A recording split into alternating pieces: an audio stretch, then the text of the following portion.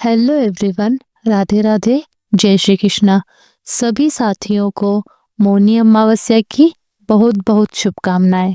मौनी अमावस्या सनातन धर्म का एक अत्यंत ही पावन व्रत पर्व है। इसे माघ मास की अमावस्या भी कहा जाता है। इस दिन मौन, स्नान, दान और पूजा का विशेष महत्व बताया गया है। महत्वपूर्ण खास बात है, इस दिन मौन रहकर किया गया जप और ध्यान कई गुना अधिक फल प्रदान करता है। और इस दिन खासकर दान अवश्य से करें। अन्न, वस्त्र, काले तिल, गुड़, चावल, कंबल या फिर धन का दान शास्त्रों में कहा गया है। मौनी अमावस्या के दिन दान करने से 100 गुना अधिक फल देता है।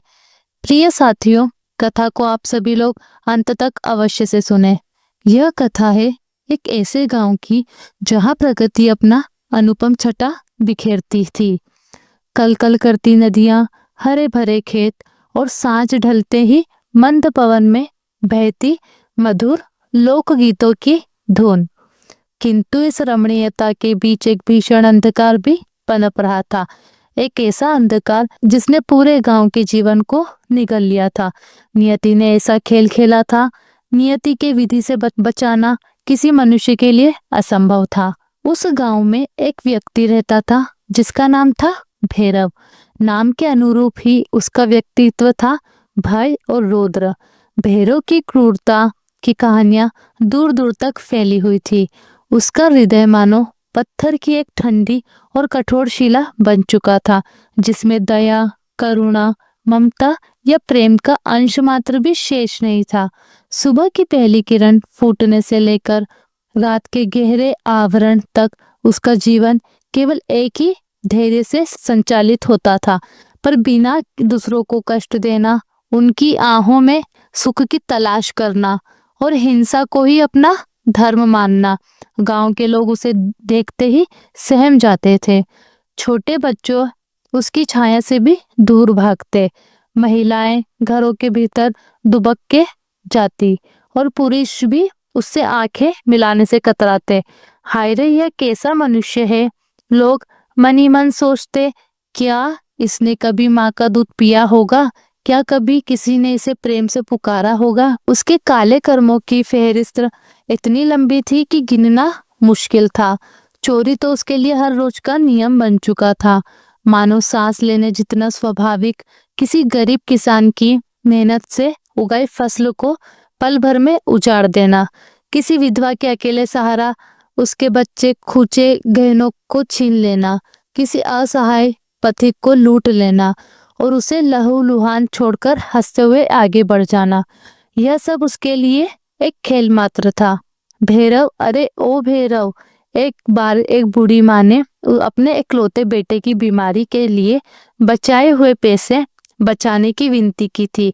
बेटा, मेरे पास कुछ नहीं बचा है, मेरे बीमार बेटे के लिए यह थोड़े से पैसे ही हैं, इसे मत ले जा। उसकी आंखों में आंसू थे, होठ कांप रहे थे, पर भैरव ने उस बूढ़ी माँ की ओर देखा था जैसे वह कोई चींटी हो। एक क्रूर मुस्कान उसके चेहरे पर फैल गई थी। बीमार बेटा, तो क्या मैं उसकी दवाई खरीदने आऊंगा? दे, कुछ भी है, और एक शब्द भी नहीं, कहकर उसने झटके से उसके हाथ से वह पोटली छीन ली थी और एक जोरदार धमाका देकर उसे जमीन पर गिरा दिया था। उस बूढ़ी माँ की चीख सुनकर भी उसका हृदय तनिक भी द्रवित नहीं हुआ। उसे उस माँ की आंखों में मौत का साया नहीं बल्कि केवल अपनी विजय दिख रही थी। एक और घटना, गांव में एक छोटा सा परिवार था, पति पत्नी और एक मासूम बच्ची। पति शहर से लौट रहा था कुछ सामान और बेटी के लिए एक छोटी सी गुड़िया लेकर। रास्ते में भैरव ने उसे रोका, जो कुछ है निकाल दे। उसकी आवाज में क्रूरता का विष था। उस आदमी ने गिड़गिड़ाते हुए कहा, भाई, यह मेरी बच्ची के लिए है, मैं दिन भर मजदूरी करके लाया हूँ, मुझे जाने दो। भैरव ने एक पल भी नहीं सोचा, उसने उस आदमी पर तलवार से वार कर दिया, उसे घायल करके उसके सारे पैसे और यहाँ तक कि वह नन्ही सी गुड़िया भी छीन ली। वो घायल आदमी जमीन पर पराजित होकर छटपटाता रहा, पर भैरव ने पीछे मुड़कर भी नहीं देखा। उस रात उस परिवार ने जो दर्द झेला था उसकी कल्पना भी नहीं की जा सकती थी। उस नन्ही बच्ची ने अपने पिता को लहूलुहान देखा, माँ को बिलखते देखा। बाप रे बाप, ऐसा राक्षस तो कभी देखा ही नहीं। गांव के लोगों के मुंह से यही निकलता था। भैरव के लिए लोगों को सताना, उनकी चीखें सुनना, उनकी बेबसी देखना, यही उसके जीवन का एकमात्र आनंद था। उसके भीतर करुणा का बीज सूख चुका था। दया का फूल कभी खिला ही नहीं था। वह जानता था कि लोग उससे नफरत करते हैं, उससे डरते हैं, पर उसे इस चीज की कोई परवाह नहीं थी। उसे लगता था कि यही उसकी शक्ति है, मैं ही सबसे बलवान हूँ। वो मन ही मन दहाड़ता। एक दिन जब गांव के लोग अपने दैनिक कार्यों में लीन थे और भैरव अपनी अगली कुतिस्त योजना बुन रहा था, एक संत गांव में पधारे। वे एक तेजस्वी महात्मा थे जिनके मुखमंडल पर अद्भुत शांति और तेज था।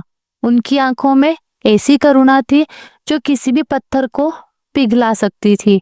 गांव के लोग उनके चरणों में झुके और उनसे अपनी व्यथा सुनाई। महाराज, हम एक राक्षस के आतंक से पीड़ित हैं। एक भैरव नाम का दुरात्मा जिसने हमारा जीना दूभर कर रखा है। हमें बचाओ प्रभु। संत ने धैर्यपूर्वक सब कुछ सुना। उनकी शांत आंखें गांव के भय और दुख को पहचान रही थी। उन्होंने पूछा, वो कहाँ है? लोगों ने भयभीत होकर भैरव के ठिकाने की ओर इशारा किया। संत बिना किसी भय या संकोच के भैरव के पास जा पहुंचे। भैरव उस समय अपनी अगली चोरी की योजना बना रहा था। उसने संत को देखा। उसकी आंखों में वही क्रूरता और उपहास था। क्या है बाबा, यहाँ क्या भीख मांगने आए हो? मेरे पास देने को कुछ नहीं है सिवाय लाठियों के, भैरव ने धृष्टता से कहा। संत मुस्कुराए। उनकी मुस्कान में ऐसी दिव्यता थी कि भैरव भी एक पल के लिए सहम सा गया। पुत्र, मैं तुझसे कुछ मांगने नहीं आया, मैं तो तुझे कुछ देने आया हूँ। जीवन का मार्ग, जीवन का मार्ग। मेरा मार्ग तो मैंने स्वयं बना लिया है। मैं किसी के बताए रास्ते पर नहीं चलता। भैरव ने ठहाका लगा गया। तेरा मार्ग तुझे कहाँ ले जा रहा है?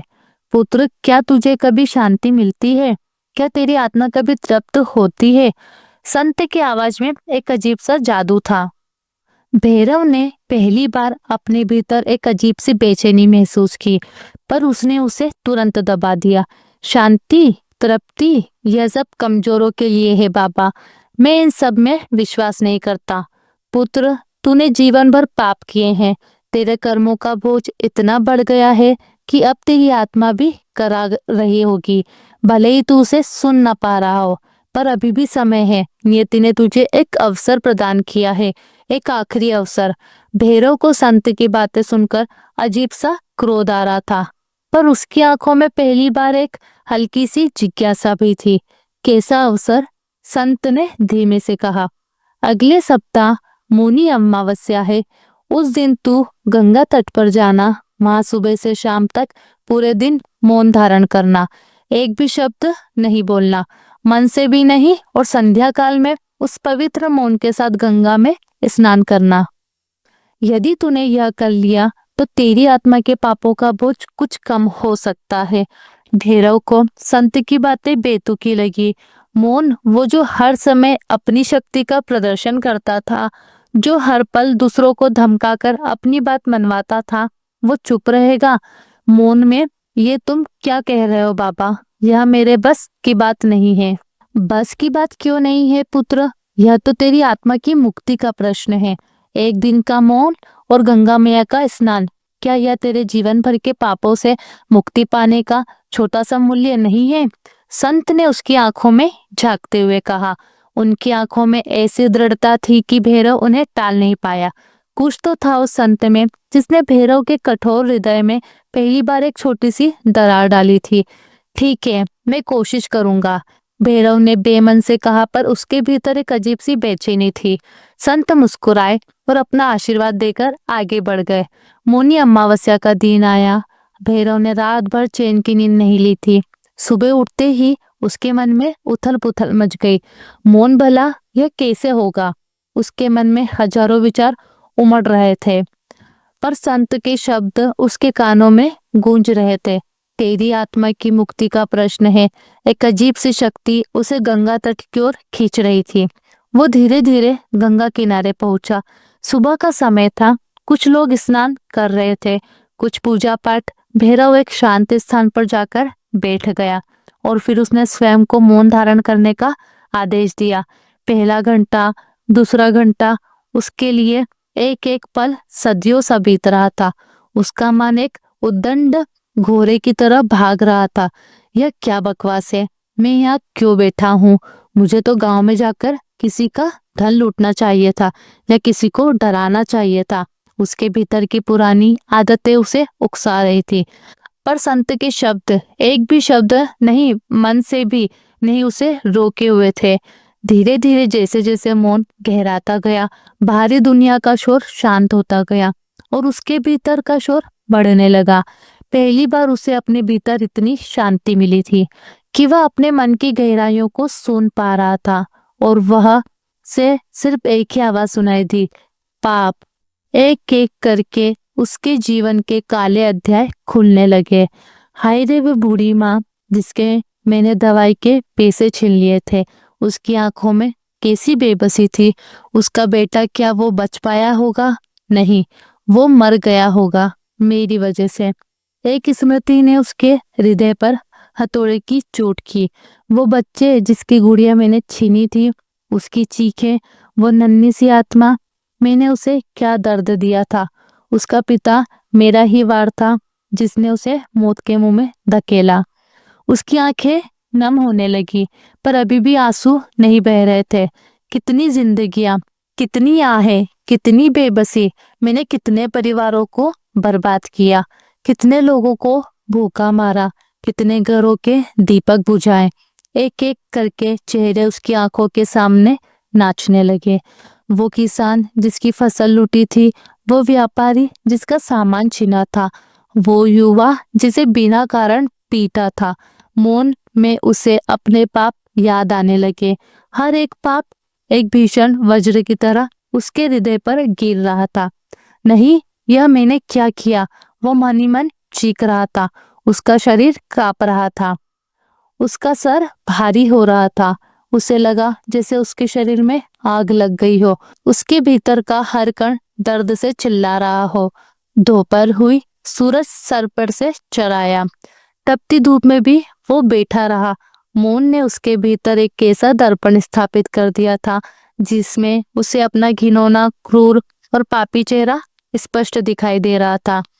उसे अपनी सारी गलतियां, अपनी सारी क्रूरता, अपनी सारी हिंसा किसी फिल्म की तरह दिख रही थी और वह उसका नायक नहीं बल्कि एक दानव था। मैं कितना नीच था, कितना क्रूर। मैंने क्या समझा था अपने आप को शक्तिमान? नहीं, मैं तो एक कायर था जो अपनी शक्ति का उपयोग केवल दूसरों को दुख पहुंचाने के लिए करता था। उसके मन में पश्चाताप की एक अग्नि धधक उठी। एक अजीब सी घुटन उसके गले में थी। वो बोल नहीं सकता था, चीख नहीं सकता था, रो नहीं सकता था, पर उसका हृदय तो फट रहा था और फिर जैसे किसी ने बांध तोड़ दिया हो। उसकी आंखों से आंसू बह निकले, टप टप टप। गर्म आंसू जो उसके गालों से होते हुए जमीन पर गिर रहे थे। यह आंसू केवल दर्द के नहीं थे, यह आंसू जीवन भर के संचित पापों के भार थे। पश्चाताप की अग्नि में तपकर पिघले हुए हृदय के थे। वे आंसू उसके भीतर की सारी गंदगी को बहा ले जाने को आतुर थे। गंगा तट पर वह मौन ही रहा, पर उसके मन में एक तीव्र पुकार गूंज रही थी, क्षमा, हे प्रभु, क्षमा। हे गंगा मैया, मुझे क्षमा कर दो।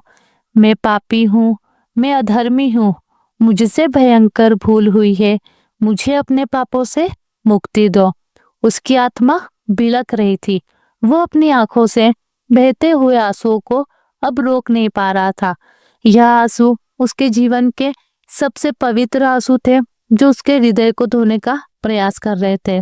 संध्या होने लगी थी। सूरज की किरणें धीमी पड़ रही थी। गंगा का जल सुनहरी आभा से जगमगा रहा था। भैरव का शरीर कांप रहा था, पर उसका मन अब शांत होने लगा था, जैसे तूफान के बाद समुद्र। उसकी आंखों में अभी भी आंसू थे, पर उनमें अब दर्द के साथ साथ एक अद्भुत शांति भी थी, पश्चाताप की शांति। तभी उसने देखा कि एक वृद्ध साधु उसकी ओर आ रहे हैं।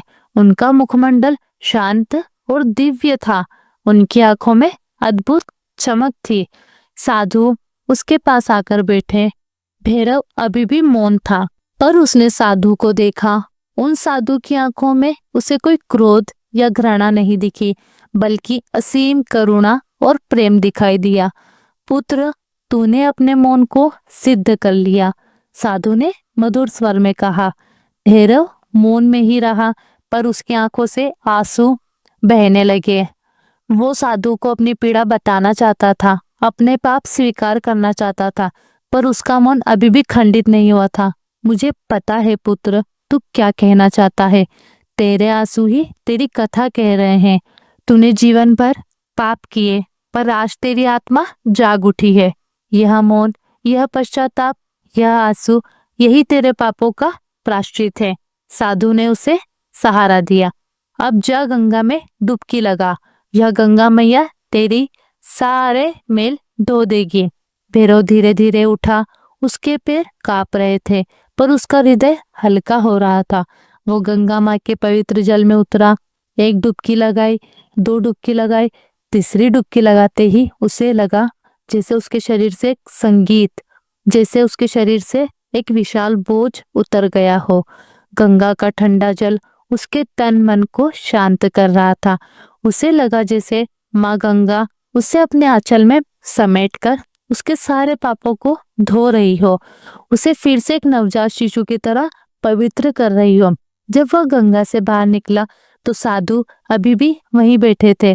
पुत्र, मैं जानता हूँ कि तूने अब तक जो किया है वह नियति का भीषण खेल था, तेरे पूर्व जन्मों के कर्मों का फल था और तेरे स्वयं के मोह और अज्ञान का परिणाम। पर अब तूने अपनी आत्मा को जागृत कर लिया है। तूने आज भगवान को मौन पुकार लगाई है और उन्होंने तेरी सुन ली है। भैरव पहली बार बोला। उसकी आवाज थरथरा रही थी। महाराज, मैं बहुत पापी हूँ, मुझसे भयानक भूल हुई है। क्या क्या मुझे कभी मोक्ष मिल पाएगा? क्या मेरे पाप माफ हो सकते हैं? साधु ने प्रेम से उसके सिर पर हाथ फेरा। पुत्र, भगवान विष्णु दया के सागर हैं। वे केवल पश्चाताप देखते हैं। तूने सच्चे हृदय से पश्चाताप किया है। जान ले, मैं कोई सामान्य साधु नहीं, मैं स्वयं भगवान विष्णु हूँ, जो तेरी आत्मा की पुकार सुनकर यहाँ आया हूँ। तेरा यह मौन, तेरे यह आंसू, तेरा यह पश्चाताप की अग्नि, यही तेरा सबसे बड़ा यज्ञ है। तूने अपने भीतर के दानवों को मार दिया है और अब तेरी आत्मा शुद्ध हो गई है। भैरव ने आंखें फाड़कर साधु को देखा। भगवान, आप उसकी आंखों भैरव ने आंखें फाड़कर साधु को देखा। भगवान, आप उसकी आंखों में श्रद्धा और कृतज्ञता के आंसू थे। हाँ पुत्र, अब तू वापस जा। यह मत सोचना कि तेरे सारे पाप एक ही दिन में धुल गए। यह तो मात्र एक शुरुआत है। अब से तू अपना जीवन धर्म के मार्ग पर चला। लोगों की सेवा कर, किसी को कष्ट मत दे, अपने पापों का प्रायश्चित कर। यही तेरा आगे का मार्ग है। अपनी आत्मा को कभी मेला मत होने देना। साधु के रूप में भगवान विष्णु से मार्गदर्शन देकर अंतर ध्यान हो गए। भैरव वही गंगा तट पर घुटनों के बल बैठ गया। उसकी आंखों में अब कोई क्रोध नहीं था, कोई कोई क्रूरता नहीं थी, बस असीम शांति, भक्ति और कृतज्ञता थी। उस दिन के बाद भैरव बदल गया। वो वही भैरव था, पर अब उसका हृदय पिघल चुका था। वो गांव में वापस लौटा, पर अब वो लोगों को डराता नहीं था, बल्कि उनके पैरों में झुककर अपनी गलतियों के लिए क्षमा मांगता था। मुझे माफ कर दो भाइयों बहनों, मैंने तुम सब पर बहुत अत्याचार किए हैं। मैं एक पापी था, मुझे माफ कर दो। उसकी आंखों में सच्चे आंसू थे। शुरू में लोगों को विश्वास नहीं हुआ, यह नाटक कर रहा है, यह फिर कोई नई चाल चल रहा है। पर जब उन्होंने देखा कि भैरव सचमुच बदल गया है, वो अब चोरी नहीं करता, किसी को सताता नहीं, बल्कि दिन रात दूसरों की सेवा करता है, तो उनका हृदय भी पिघलने लगा। वो बूढ़ी माँ जिसके बेटे के पैसे उसने छीने थे, भैरव ने उस सच्ची सेवा की, उसकी देखभाल की। उस बच्ची के परिवार से भी उसने क्षमा मांगी और उनके लिए सब कुछ किया जो वह कर सकता था। भैरव ने अपना शेष जीवन तपस्या और सेवा में समर्पित कर दिया। उसने एक छोटी सी कुटिया बनाई और वह वहीं रहकर लोगों की मदद करता रहा। वह अपनी गलतियों को कभी नहीं भूला, पर अब वह उनसे डरता नहीं था, बल्कि उन्हें याद करके और अधिक विनम्र और दयालु बन गया था। वह एक नया इंसान बन चुका था, जिसने अपने भीतर के पापी को मारकर एक संत को जन्म दिया था। और इस प्रकार नियति का वो भी भीषण चक्रव्यूह जो भैरव को अंधकार में धकेल रहा था, मौनी अमावस्या के एक मौन और पश्चाताप भरे दिन ने तोड़ दिया। एक पापी की मौन पुकार को भगवान विष्णु ने सुना और उसे मुक्ति का मार्ग दिखाया। यह कथा हमें सिखाती है कि चाहे मनुष्य कितना भी गिर जाए, कितने भी पाप कर ले, यदि वह सच्चे हृदय से पश्चाताप करे और प्रभु की शरण में जाए, तो उसके लिए मुक्ति के द्वार हमेशा के लिए खुले रहते हैं। हमेशा भगवान की करुणा असीम है और वे अपने हर भक्त को, चाहे वह कितना भी पापी क्यों ना हो, क्षमा कर ही देते हैं। बस उस क्षमा को मांगने की सच्ची लगन और मौन पुकार होनी चाहिए।